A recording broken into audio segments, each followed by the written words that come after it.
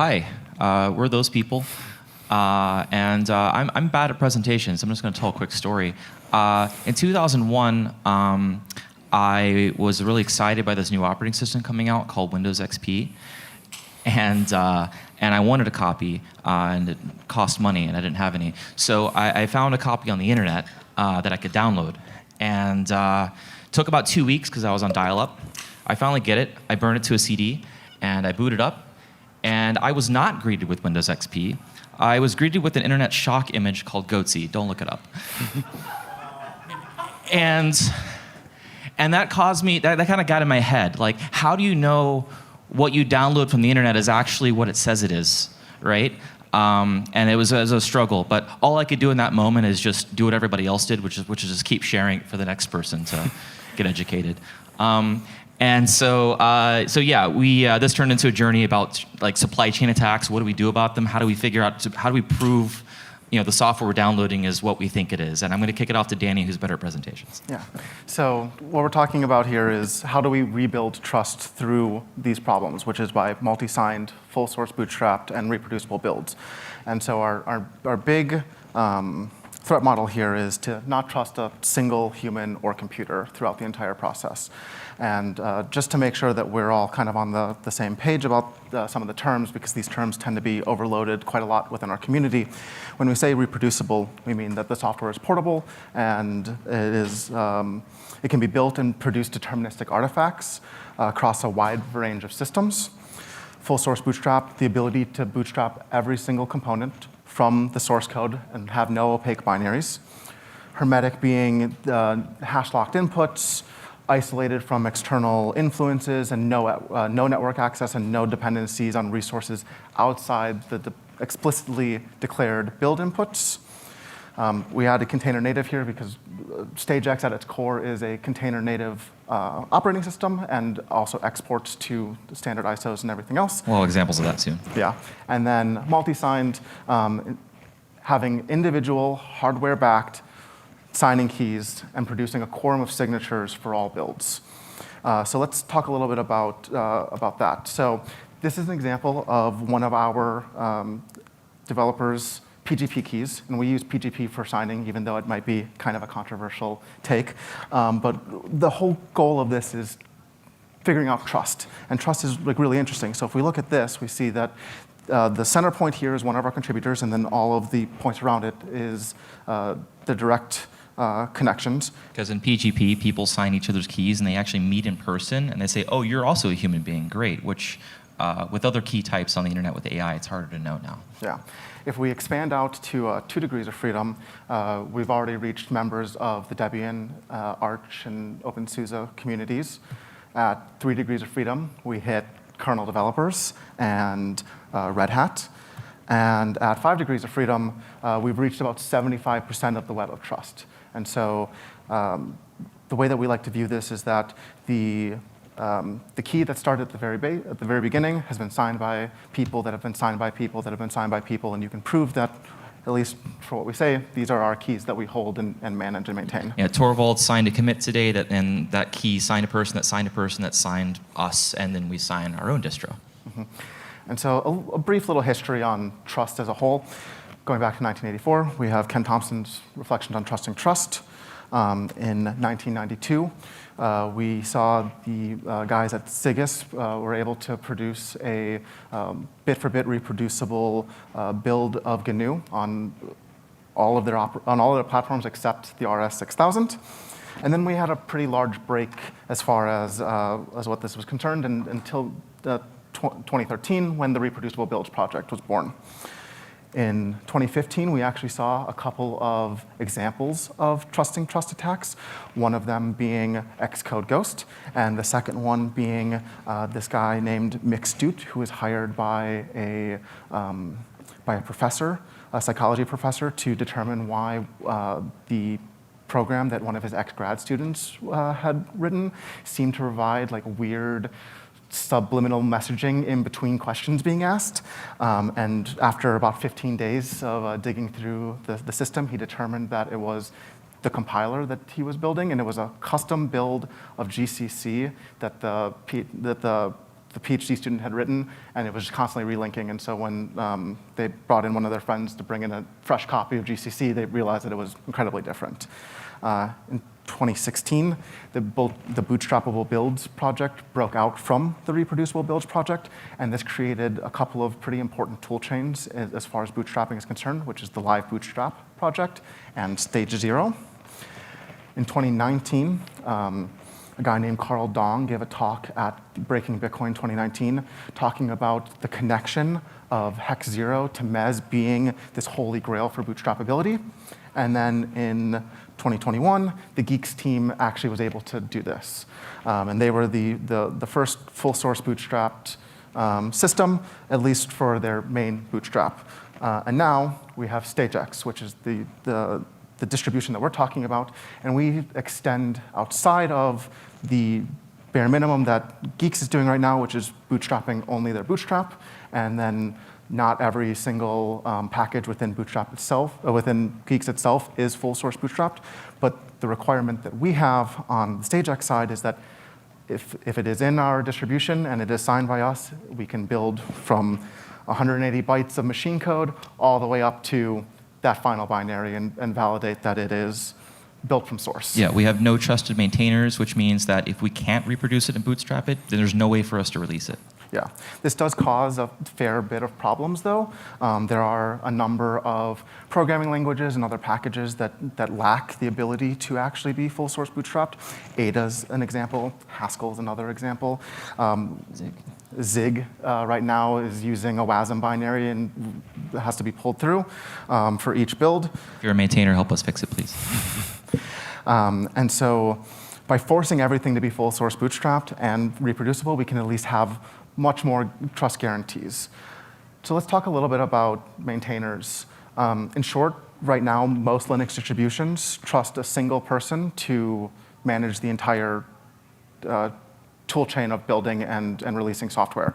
And they also allow, obviously, external contributors.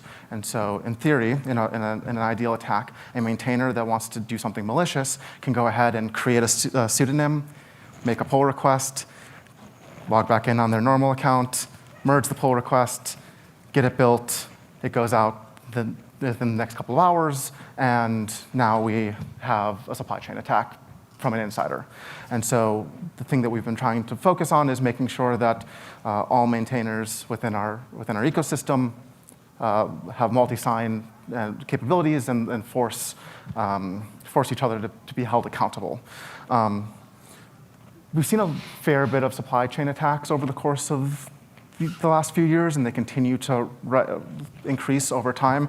And obviously, we could take a really easy shot at NPM or GitHub or PyPy, but honestly, the crux of the problem that we're actually solving is distributions themselves. And we've seen a handful of different attacks against various distributions and various major pieces of infrastructure across the entirety of the Linux ecosystem. As a shining example, the XZ attack from 2 years ago was really the wake-up moment that we should have all kind of seen here. So now we're kind of in an interesting place as far as the way that we can handle build infrastructure. So because we don't want to trust anyone, we don't want to trust a single computer, we actually are able to enforce building across multiple machines, across multiple different chipsets, and we do all of our validation based on local builds or validation builds via third-party systems. And multiple countries, because we've even found out that we've had reproducible builds that don't reproduce with people in Europe because it automatically selects a different type of paper in the binary.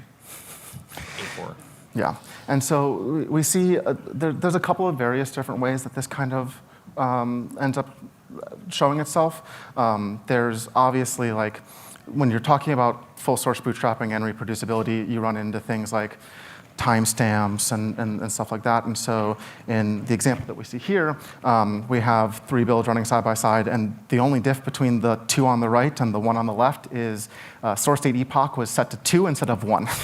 And so we end up getting a completely different hash, and that means that we don't want to actually merge things. And it's honestly insane that the timestamps are the problem in some of these cases, as well as obviously potential malicious users. And the things that really messed up our last release is date stamps, because so some of us build today, and then some of us build tomorrow, and then it doesn't match the next day. It's wonderful. Yeah. So what's interesting about the way that StageX works is that because we're container native, we use OCI images as our distribution and our packaging platform. And so that gives us a couple of really interesting extra pieces here. So we have set up, in this case, a container policy JSON that pulls in the signatures from our look-aside server. And then optionally, for validation builds, when people want to, they could also set up the same thing with GitHub and Cosign and Sigstore. And so validation is done at pull time before the image is even downloaded. And same thing with builds. So if you say, like, we want to compose 5 or 6 of the different packages for a StageX build, it will cross-validate all of the signatures. If you want to add your own signatures on top of it, you can do that and cross-verify against your own internal registry system. And there's a lot of ability to expand the trust zone. And if you don't trust us, that's fine. You can go grab a repo, run make, wait 9 hours. You'll get the same hash as we do.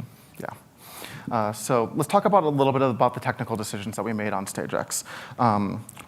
The main one being OCI, because it's a standard. There's multiple implementations, so like we don't have to be locked into just Docker. You can use Docker, you can use Podman, you can use Buildah. It has native multi-sig support. It has multiple different key support. And so whatever systems and means that a given organization wants to trust, they're allowed to have that and expand on it. Another big choice was LLVM. It allows for pretty massive native cross-compiler support across multiple architectures incredibly easily.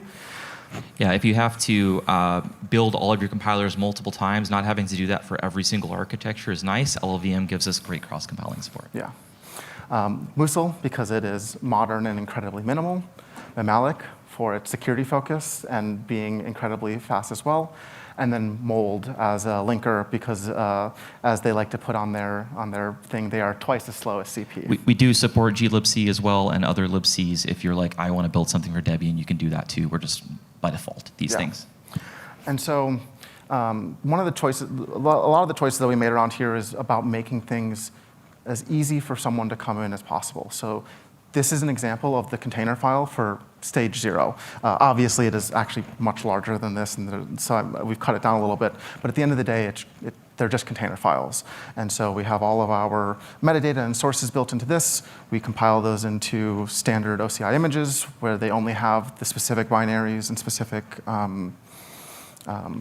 files that are related to a given package, and then you compose them as you would with any other normal package distribution. Here is the example. This is an entire example of how we build make right now.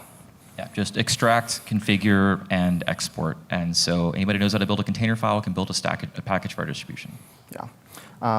But obviously, like, we've shown off some of the stuff. We've talked a lot about history. So like, let's actually show how easy it is to work on top of this. Here's an example of building a hello world in C. You can pull down our palette. Palettes are a special namespace within the StageX ecosystem.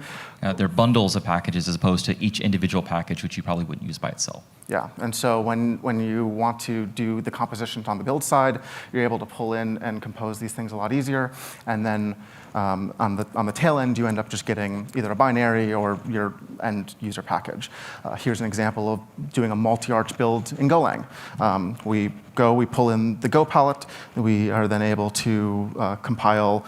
In this case, we're using the nice little tricks that Docker has about sending target OS, and so you can do multi-platform builds and automatically export to your normal builds. And then another great example is in Rust. We are, in this example, being able to build a fully static binary that we can then put anywhere that we need. And in the use case that we have in this is that we actually inject this into a Nitro enclave, and it's the only piece that is actually booted.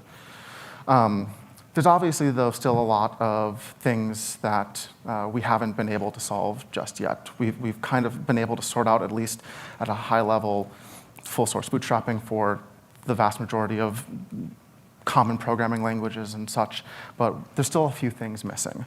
We don't have full native multi-arch support. I've been spending a fair bit of my free time working on that, and I actually have a build right now running on an ARM box trying to build from ARM, and it's incredibly slow trying to build some of the lower stuff when you're talking about trying to cross-compile from 386 in ARM. Yeah, we'd also need every maintainer to support to have all necessary hardware themselves, and that's also takes time. Yeah, we want to increase this by adding broader cross-compilation support, automatic build validation. So right now, the maintainers within the ecosystem are building on their own hardware and managing this themselves. But again, you might not want to trust us, and obviously, look at us, don't trust us. Yeah. But we do have an operating system we're working on called Repros, which will automatically have, different people can have boxes that can automatically build whenever there's a PR and sign those builds, and if they all match, then we get kind of comfortable. Yep, and then same thing on the build validation side.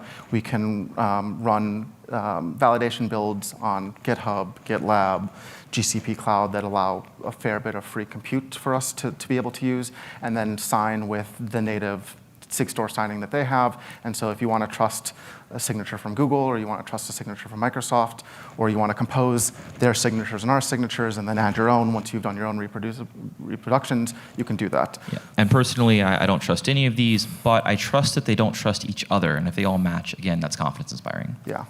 One of the big problems that we've seen, though, as far as trying to build this from source is that mirrors are a big problem. It's hard to track down some of these older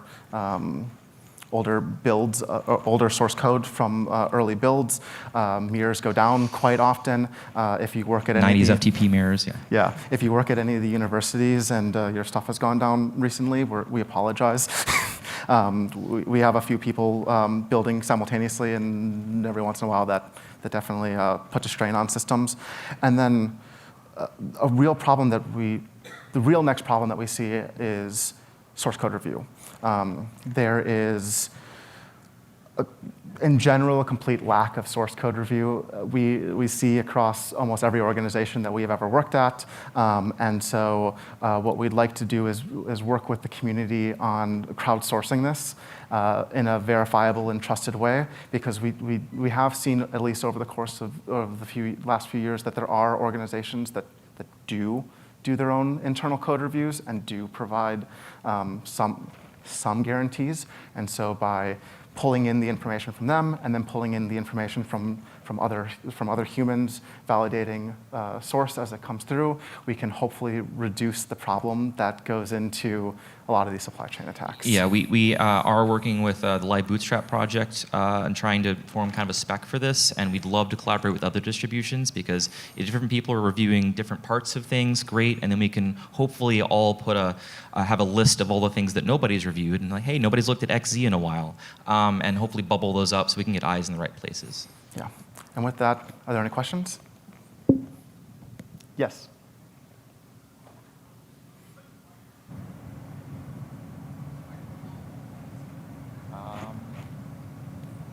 Give you this one.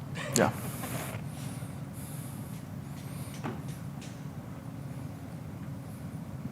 All right. So my sole question is, for architectures that you don't have immediate or convenient access, hardware immediate or convenient access to, do you utilize either translation units such as Box64, or emulators such as QEMU to validate reproducibility? Yeah, so we are starting to do some validation on the QEMU side, and then separately, a few of us have started to rent various cloud, like ARM and other build systems. Yeah, although this is where we are, again, really leaning into the cross-compiling supports that LLVM provides us, because LLVM could let us build for every architecture. And then ideally, if everything works well with LLVM IR, you should be able to build native, I should be able to cross-compile, and we should be able to get the same result. But, in practice, we'll see how well that works out.